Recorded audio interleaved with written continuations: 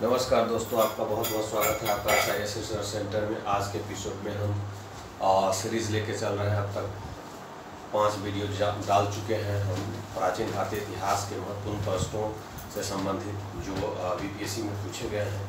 आज आगे एक एपिसोड और डालूंगा और इस एपिसोड के माध्यम से सारे के सारे प्रश्न जो है वो समाप्त हो जाएंगे। एंशिएंट हिस्ट्री से टोटल 107 प्रश्न पूछे गए हैं, 107 प्रश्न पूछे गए हैं और 5 वीडियो ऑलरेडी डाला गया है। और आज मैं पुनः शुरू करता हूं दोस्तों।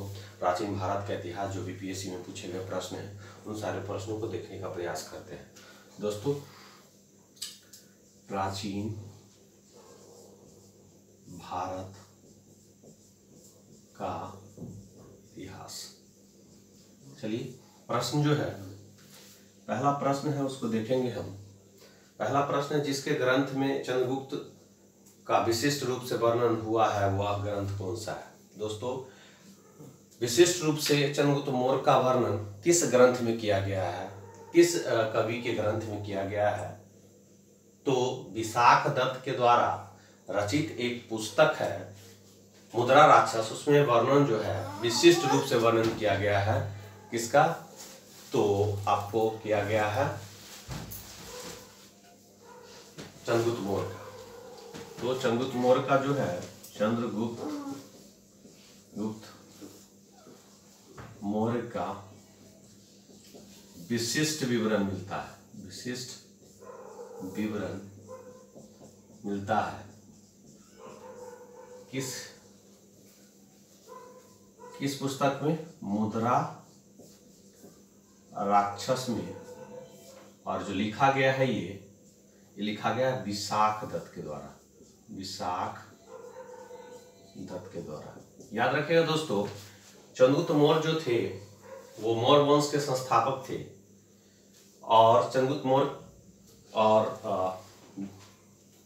बिंदुसार, अशोक, ये सब जो थे मौर्य वंश के महान शासक थे। अब अगला प्रश्न है, कौन सा राजा जो है सिकंदर का समकालीन था? दोस्तों, कौन सा राजा जो थे वो सिकंदर के समकालीन थे। दोस्तों, सिकंदर आप जानते हैं, सिकंदर के बारे में आप जानते हैं। कौन सा राजा जो था जो सिकंदर के समकालीन थे? अलेक्जेंडर, जिसको हम कहते हैं, सिकंदर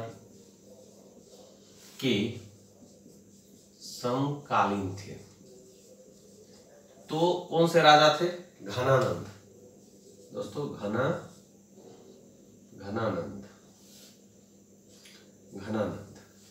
घनानंद जो थे सिकंदर के समकालीन थे। और मैं आपको बता दूं कि घनानंद ने ही चाणक्य को जो है अपमान किया था अपने सभा में। इसलिए चाणक्य ने कसम खाया था कि हम घनानंद को पराजित करके छोड़ेंगे। और वो चंद्रगुप्त मौर्य के प्रधानमंत्री बन गए चाणक्य। और चंद्रगुप्त मौर्य को जो है सारे चीज शिक्षा दे करके घनानंद को पराजित करने में महत्वपूर्ण योगदान जो है वो किसका है? चाणक्य का है। और चंद्रगुप्त मौर्य ने घनानंद को हरा करके ही मौर्य वंश की स्थापना की। तो सिकंदर के समकालीन कौन थे? तो घनानंद जो थे सिकंदर के समकालीन थे। देखो, पाटलिपुत्र में स्थित चंद्रगुप्त का महल था। दोस्तों, पाटलिपुत्र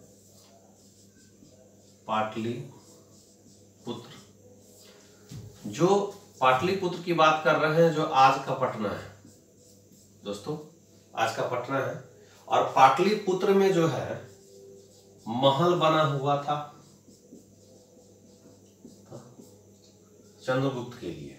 चंद्रगुप्त का महल था, वो किस चीज का बना हुआ था? तो लकड़ी का बना हुआ था। याद रखिएगा, चंद्रगुप्त का जो महल था वो किस चीज का बना हुआ था? पाटलिपुत्र में लकड़ी का। हम सभी जानते हैं कि चंद्रगुप्त मौर्य ने अपनी राजधानी जो है पाटलिपुत्र ही बनाई थी। चंद्रगुप्त मौर्य के द्वारा जो है राजधानी जो बनाया गया था वो पाटलिपुत्र में ही बनाया गया था। लेकिन सबसे पहले, ये भी क्वेश्चन BPSC में आया हुआ है कि सबसे पहले पाटलिपुत्र को राजधानी किस शासक ने बनाया? तो हर्यक वंश के शासक उदयन ने पाटलिपुत्र को सबसे पहले क्या बनाया? राजधानी बनाया। उसके बाद जो है राजधानी कौन बनाया? चंद्रगुप्त मौर्य ने। और पाटलिपुत्र में ही एक महल बनवाया था चंद्रगुप्त मौर्य, और वो महल बना हुआ था किसका? लकड़ी का बना हुआ था दोस्तों। देखिए, दक्कन का विजय किसने प्राप्त किया था? किस मौर्य शासक ने दक्कन का विजय प्राप्त किया था? तो दक्कन का विजय जो है, दक्कन का विजय प्राप्त कौन किया था? दक्कन का विजय जो प्राप्त किया था वो किया था चंद्रगुप्त मौर्य ने। दक्कन का विजय जो प्राप्त किया था कौन किया था? चंद्रगुप्त मौर्य ने किया था। अब अगला प्रश्न जो है, ध्यान दीजिएगा दोस्तों, बहुत महत्वपूर्ण प्रश्न है। अगला प्रश्न है, 5वां प्रश्न है, अभिलेख जिससे यह प्रमाणित होता है कि चंद्रगुप्त का प्रभाव पश्चिम भारत पर था। दोस्तों, ऐसा कौन सा अभिलेख है जिससे यह पता चलता है कि चंद्रगुप्त मौर्य का जो शासन था, प्रभाव था, वो पश्चिम भारत पर ही था? तो रुद्रदामन का जूनागढ़ शिलालेख, रुद्र दामन का जूनागढ़ शिलालेख, इसमें साफ साफ लिखा हुआ है, क्लियर पता चलता है कि चंद्रगुप्त मौर्य का जो है प्रभाव जो है पश्चिम में भी था। अगला प्रश्न, 6ठा प्रश्न है, कौन सा क्षेत्र अशोक के साम्राज्य में सम्मिलित नहीं था? तो दोस्तों, कौन सा क्षेत्र? श्रीलंका जो है, श्रीलंका जो था उस अशोक के साम्राज्य के क्षेत्र में नहीं था। याद रखिए दोस्तों। अगला पॉइंट है, 7वां प्रश्न है, अशोक के शासनकाल में बौद्ध सभा किस नगर में आयोजित की गई? तो अभी हम बात किए हैं पाटलिपुत्र के बारे में। दोस्तों, पाटलिपुत्र में ही अशोक के शासनकाल में बौद्ध संगीति आयोजित की गई थी। और मैं आपको बता दूं, ये तृतीय बौद्ध संगीति था। तृतीय बौद्ध संगीति जो आयोजित की गई थी वो की गई थी पाटलिपुत्र में की गई थी। अभी भी हमने बताया कि पाटलिपुत्र को राजधानी सबसे पहले किसने बनाया? हर्यक वंश के शासक उदयन ने, और दूसरे शासक जो थे चंद्रगुप्त मौर्य ने जो है पाटलिपुत्र को भी राजधानी बनाया था। और तृतीय बौद्ध संगीति जो हुई थी वो हुई थी अशोक के शासनकाल में। मैं आपको बता दूं कि टोटल जो है 5 बौद्ध संगीति हुई थी, जिसमें से 4 बहुत महत्वपूर्ण है। 4 जो महत्वपूर्ण है, तो हम किसके शासनकाल में कौन हुआ ये एग्जाम में पूछ देता है, और कहां पर हुआ ये भी पूछ देता है।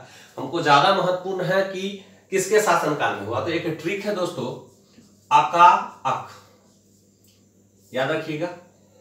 औ से आपको याद रहेगा आपको दोस्तों, औ से जो है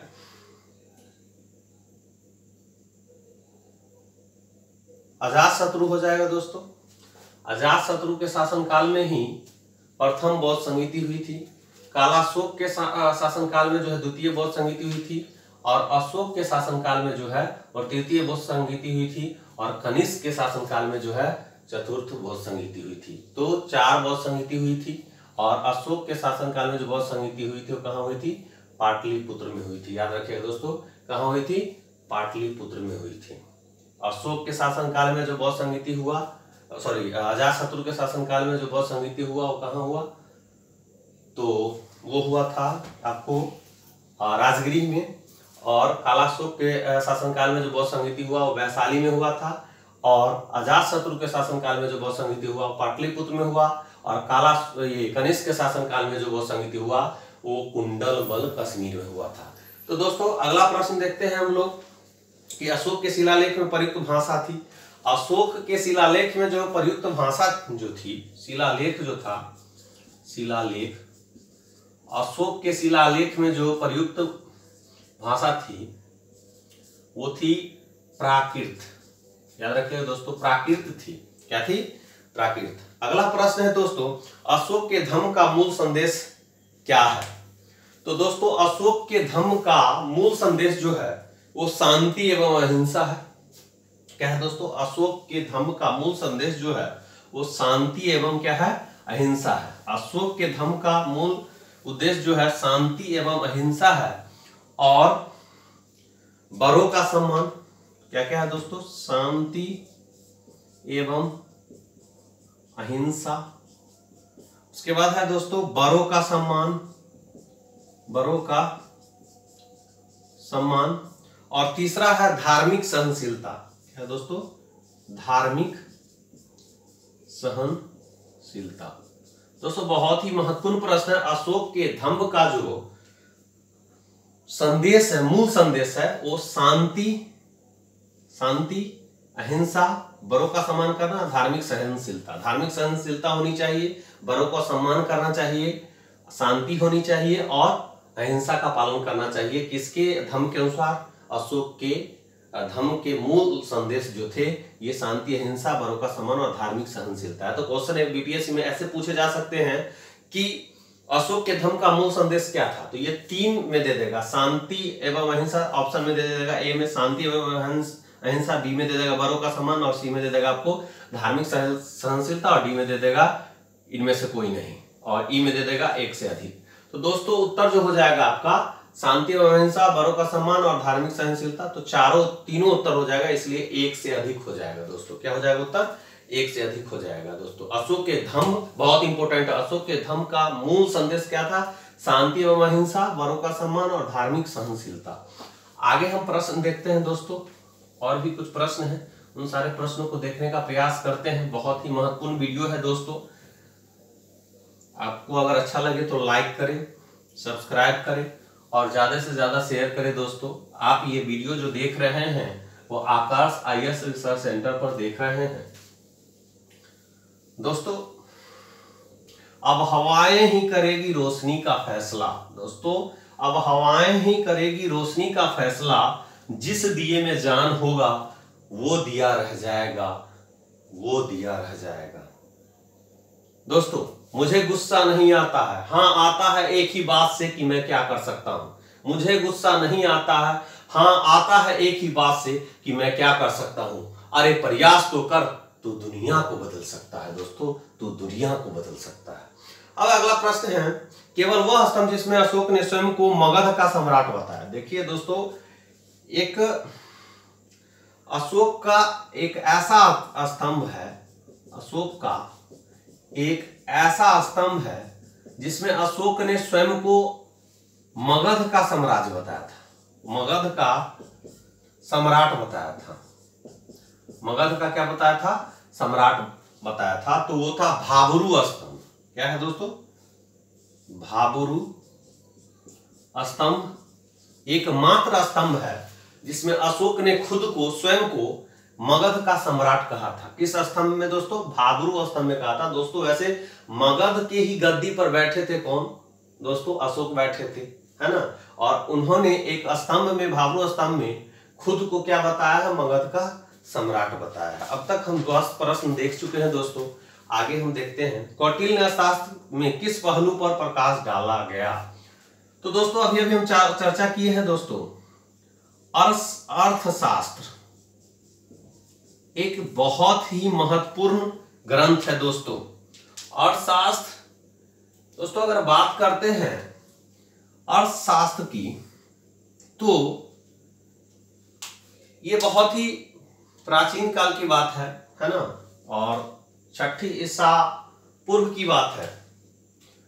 उस समय में अर्थशास्त्र जो लिखी गई थी वो कौटिल्य के द्वारा लिखी गई थी, कौटिल्य के द्वारा लिखे गए थे। बहुत बड़े राजनीतिज्ञ थे, राजनीतिक या कूटनीतिज्ञ। कूटनीतिज्ञ थे कौन? कौटिल्य। विष्णुगुप्त, इनको विष्णुगुप्त भी कहते हैं, बचपन का नाम था विष्णुगुप्त। और चाणक्य भी इन्हीं को कहते हैं दोस्तों, चाणक्य नीति सुने होइएगा आप दोस्तों। तो कौटिल्य के द्वारा ये अर्थशास्त्र पुस्तक लिखी गई थी। बहुत ही सुंदर ग्रंथ है, बहुत ही अच्छा ग्रंथ है। तो दोस्तों इसमें जो है किस चीज पर प्रकाश डाला है? नाम है अर्थशास्त्र दोस्तों। एक अर्थशास्त्र जो है विषय है अर्थशास्त्र, इकोनॉमिक्स। उसके जनक है एडम स्मिथ। वो एक अलग चीज है दोस्तों। अर्थशास्त्र एक विषय है, सब्जेक्ट है, उसके जनक है एडम स्मिथ, वो एक अलग चीज है। अर्थशास्त्र एक पुस्तक लिखी गई है, ग्रंथ लिखी गई है कौटिल्य के द्वारा, जिसका संबंध राजनीति से है दोस्तों, राजनीतिक नीतियों से है दोस्तों, राजनीतिक नीतियों से है दोस्तों। अर्थशास्त्र एक ग्रंथ है जो कौटिल्य, विष्णुगुप्त और चाणक्य, तीनों एक ही व्यक्ति का नाम है, उसी के द्वारा लिखा गया है। और ये इसमें किस चीज का वर्णन है? राजनीतिक नीतियां का। इसका भी क्वेश्चन घुमा करके पूछ दिया था दोस्तों। देखिए लेवल जो है क्वेश्चन इसी ढंग का पूछा जाता है, लेकिन सिर्फ थोड़ा लेवल हर एग्जाम में लेवल बढ़ा करके पूछा जाता है। तो अपनी तैयारी जो करे इसी लेवल की करे, लेकिन थोड़ा लेवल बढ़ा करके इसी से संबंधित तैयारी करे। यहीं से प्रश्न होंगे, लेकिन वो जो प्रश्न होंगे वो उसका लेवल जो होगा थोड़ा हाई होगा। तो कभी भी तैयारी करें दोस्तों, ये बेस यही है, इसी आधार के प्रश्न पूछे जाते हैं, लेकिन लेवल जो है थोड़ा बढ़ते। कभी कभी इस प्रकार के क्वेश्चन को रिपीट भी कर दिया जाता है, लेकिन यहीं से प्रश्न पूछे जाते हैं। ज्यादातर प्रश्न जो है बीपीएससी जो प्रश्न पूछती है इसी प्रकार की प्रश्न पूछती है। थोड़ा सा लेवल उसमें माइंड का इस्तेमाल करती है, मेंटल एबिलिटी टेस्ट लेती है। अब है मौर्य समाज का 7 वर्गों में विभाजन का विशेष रूप से उल्लेख किया गया है। कहाँ किया गया है? देखिए मौर्य समाज का जो है 7 वर्गों में विभाजन जो किया गया है, उल्लेख किया गया है, वो कहाँ किया गया है? तो मैं आपको बता दूं, मेगास्थनीज की पुस्तक इंडिका में। मेगास्थनीज की पुस्तक इंडिका में मौर्य समाज को 7 वर्गों में विभाजित किया गया है। 7 वर्गों में विभाजित किया गया है। किसमें? इंडिका में दोस्तों, याद रखिएगा। मेगास्थनीज सेल्यूकस निकेटर का क्या था? राजदूत था। कौन? मेगास्थनीज, जो कि चंद्रगुप्त मौर्य के दरबार में आया था। और चंद्रगुप्त मौर्य समाज को है इन्होंने, मेगास्थनीज ने इंडिका में 7 वर्गों में विभाजित किया। अगर बात करते हैं कौटिल्य का अर्थशास्त्र जो था 15 भाग था दोस्तों, याद रखिएगा। 15 भाग कहिए या अधिकरणों में बटा था। अर्थशास्त्र जो है 15 भाग या अधिकरणों में बटा था। और जो इंडिका था वो आपको 7 वर्गों में विभाजित था। इंडिका जो लिखा गया मेगास्थनीज के द्वारा, अर्थशास्त्र लिखा गया आपको कौटिल्य या विष्णुगुप्त या चाणक्य के द्वारा। अगला प्रश्न है, Periplus of the Erythraean Sea किसने लिखी है? दोस्तों Periplus of the Erythraean Sea, Periplus of the Erythraean Sea. देखिए इसके लेखक जो है वो अज्ञात लेखक है। इनका नाम किसी को नहीं पता है, अज्ञात लेखक है। अलेक्जेंड्रिया के नाविक थे, है ना दोस्तों। अलेक्जेंड्रिया के नाविक थे, उन्होंने ये पुस्तक लिखी थी पेरिपल्स ऑफ द इरिथ्रियन सी, लेकिन इनका नाम क्लियर नहीं है। अब चलते हैं, अज्ञात लेखक थे वो। वह स्रोत जिसमें पाटलिपुत्र के प्रशासन का वर्णन उपलब्ध है। देखिए पाटलिपुत्र के प्रशासन का, पाटलिपुत्र, यहाँ पाटलिपुत्र के प्रशासन का वर्णन जो है वो किस पुस्तक में है? इंडिका में दोस्तों।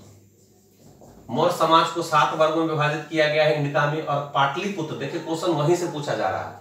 पाटलिपुत्र प्रशासन का वर्णन जो है किस पुस्तक में है? इंडिका में। और इंडिका जो पुस्तक लिखी गई है वो मेगास्थनीज के, और मेगास्थनीज कौन था? तो सेल्यूकस निकेटर का राजदूत था। पाटलिपुत्र को किस शासक ने सर्वप्रथम अपनी राजधानी बनाई?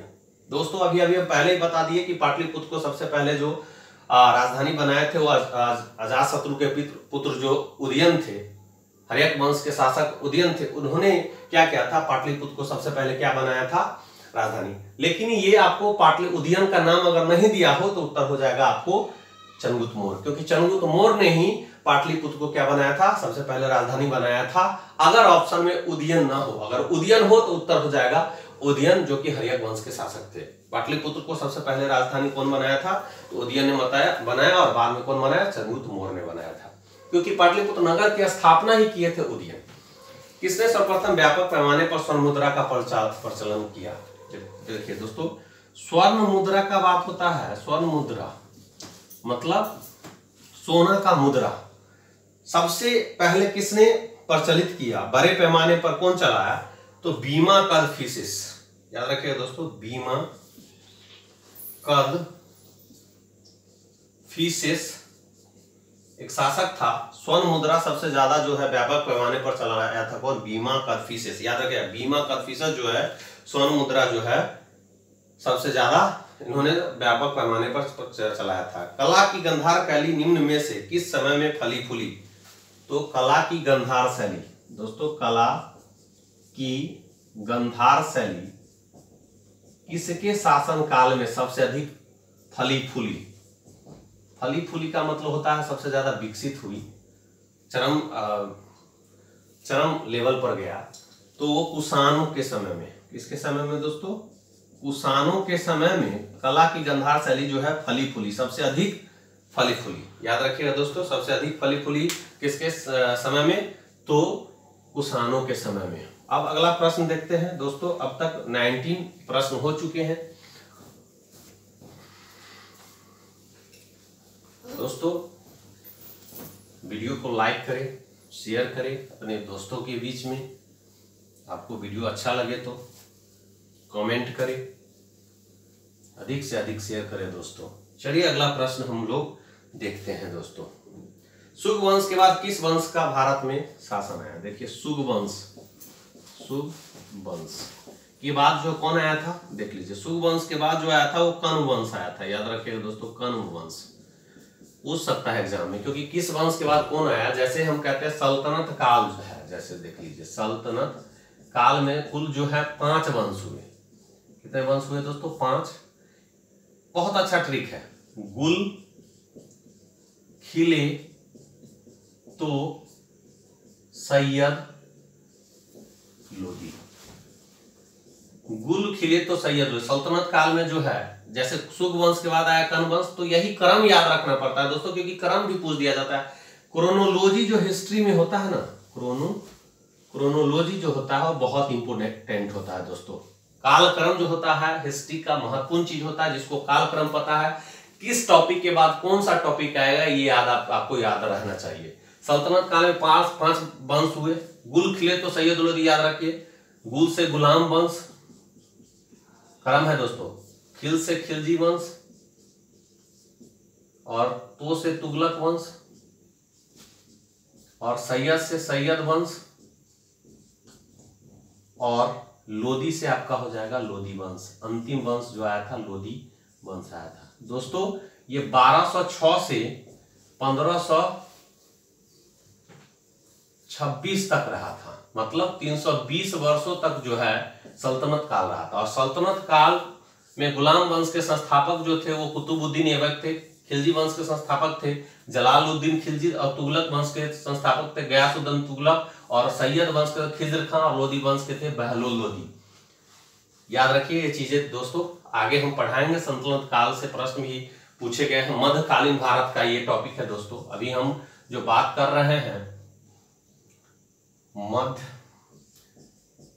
भारत का टॉपिक है दोस्तों ये, लेकिन अभी बात कर रहे हैं एंशिएंट हिस्ट्री के जो प्रश्न पूछे गए हैं बीपीएससी में, उस प्रश्न, क्योंकि हमें समझाने के लिए बता रहे हैं। तो शुग वंश के बाद क्या है? कण्व वंश। उसी प्रकार से पूछ देगा कि गुलाम वंश के बाद कौन सा वंश आया, तो खिलजी वंश। खिलजी वंश के बाद कौन सा वंश आया? तुगलक वंश। तुगलक वंश के बाद कौन सा आ गया? सैयद वंश। सैयद वंश के बाद कौन सा वंश आया? तो लोदी वंश। ये क्रम भी पूछ दिया जाएगा आपको दोस्तों। जैसे पूछेगा कि सैयद वंश के बाद कौन सा वंश, तो लोदी वंश। जैसे शुग वंश के बाद कौन सा वंश है? कण्व वंश। तो ये आप इसको सही क्रम में रखें अपने ब्रेन में। आगे चलते हैं, अगला प्रश्न देखते हैं दोस्तों। अगला प्रश्न है कि राजा खारवेल का नाम जुड़ा है। देखो राजा खारवेल का नाम, जो राजा खारवेल का नाम जुड़ा है, किससे जुड़ा है? तो दोस्तों हाथी गुम्फा लेक से, हाथी गुम्फा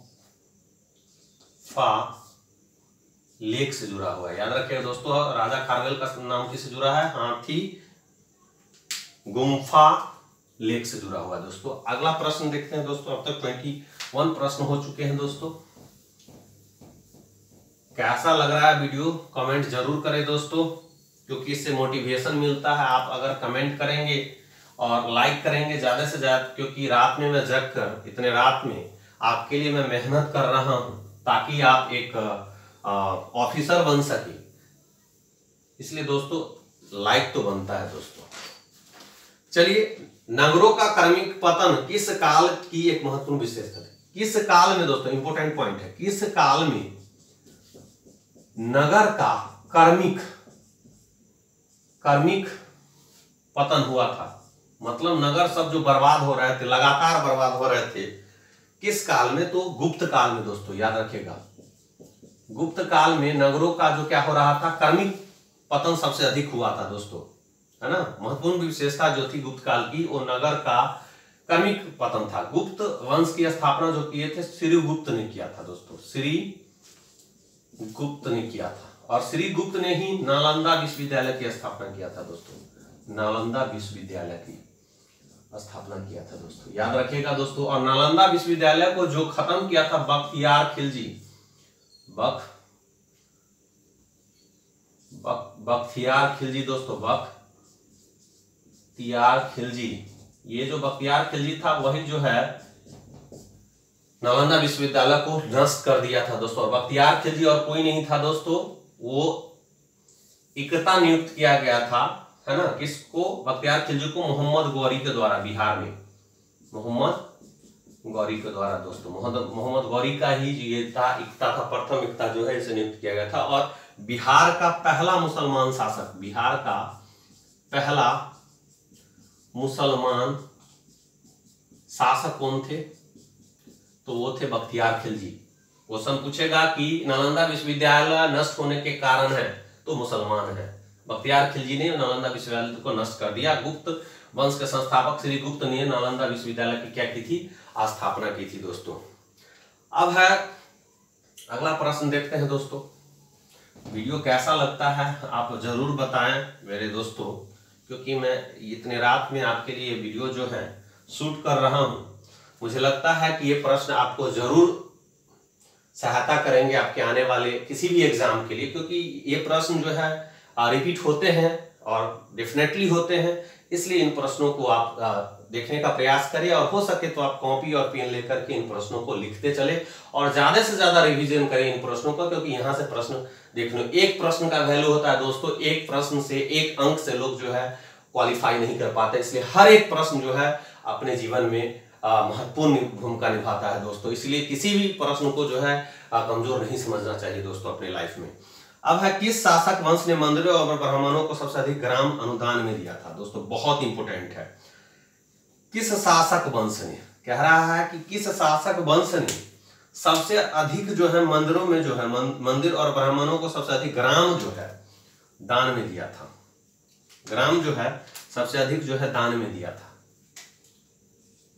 ग्राम जो है मंदिर में और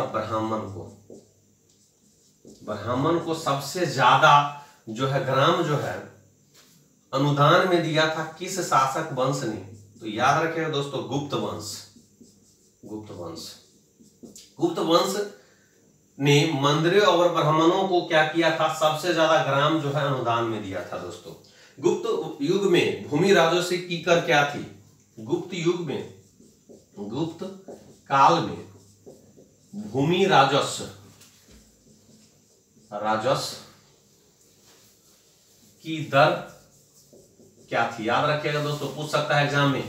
गुप्त काल में भूमि राजस्व की दर क्या थी? तो उपज का छठा भाग, याद रखिए दोस्तों, उपज का छठा भाग जो था वो जो गुप्त काल का भूमि राजस्व की दर क्या था? तो उपज का छठा भाग था दोस्तों। अब है, भागवत संप्रदाय के विकास में किसकी देन अत्यधिक है? देखो, भागवत संप्रदाय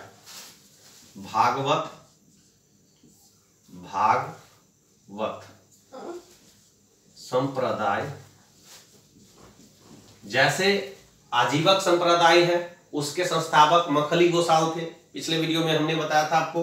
तो भागवत संप्रदाय के विकास में सबसे ज्यादा देन किसका है? तो गुप्त वंश का है दोस्तों, याद रखिएगा दोस्तों, गुप्त वंश जो है राजस्व की दर क्या थी? उपज का छठा भाग। और गुप्त वंश ने ही सबसे ज्यादा ग्राम अनुदान दिए थे, किसको? मंदिर और ब्राह्मणों को दोस्तों। किसने पहली बार यह व्यवस्था की थी कि पृथ्वी के अपनी धुरी पर घूमने के कारण प्रतिदिन सूर्योदय एवं सूर्यास्त होता है? तो आर्यभट्ट दशमलव पद्धति का खोज इन्होंने किया था। आर्यभट्ट जो बिहार के थे, आर्यभट्टियम सिद्धांत दिए थे, तो इन्होंने ही बताया था कि पहली बार इन्होंने ये बताया था पृथ्वी के अपनी धुरी पर घूमने के कारण ही सूर्योदय और सूर्यास्त होता है दोस्तों। चीनी यात्री हेनसांग किस विद्यालय में अध्ययन करने के लिए आया था? तो नालंदा विश्वविद्यालय में आया था चीनी यात्री हेनसांग। याद रखिएगा, जो हर्षवर्धन के शासनकाल में आया था और नालंदा विश्वविद्यालय में जो है वो अध्ययन करने के लिए आया। क्या पढ़ने के लिए? बौद्ध धर्म का शिक्षा ग्रहण करने के लिए। उसी नालंदा विश्वविद्यालय को किसने? बख्तियार खिलजी ने क्या किया था? नष्ट कर दिया था। और उसी नालंदा विश्वविद्यालय की स्थापना जो किए थे गुप्त वंश के संस्थापक जो थे श्री गुप्त ने किया था। कोई डाउट दोस्तों? हेनसांग की भारत में यात्रा के समय सूती कपड़ों के उत्पादन के लिए सबसे प्रसिद्ध नगर था। दोस्तों, हेनसांग जिस समय में यात्रा करने के लिए आया था तो उस समय सूती वस्त्र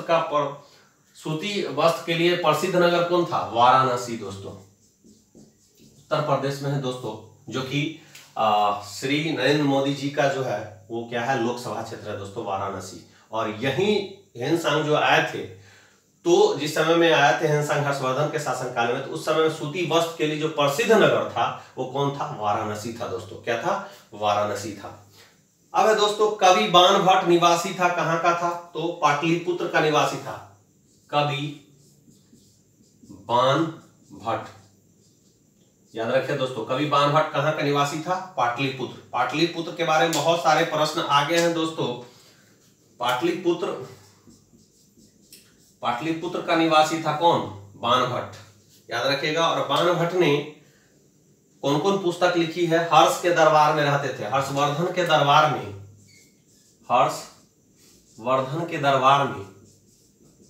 कौन रहते थे? कवि बाणभट्ट। और इनका जन्म हुआ था पाटलिपुत्र में, और पाटलिपुत्र नगर की स्थापना उदयन ने की थी। और पहला राजधानी जो बनाए थे पाटलिपुत्र को, पहला बनाने वाला व्यक्ति जो था उदयन था, और दूसरा व्यक्ति जो था वो कौन था? चंद्रगुप्त मौर्य था, जो कि मौर्य वंश के संस्थापक थे। हर्षवर्धन के दरबार में रहते थे कवि बाणभट्ट, और इनकी पुस्तक का नाम जो है हर्षचरित्र, याद रखिएगा, बहुत इंपोर्टेंट है दोस्तों, हर्षचरित्र। उसके बाद है कादम्बरी,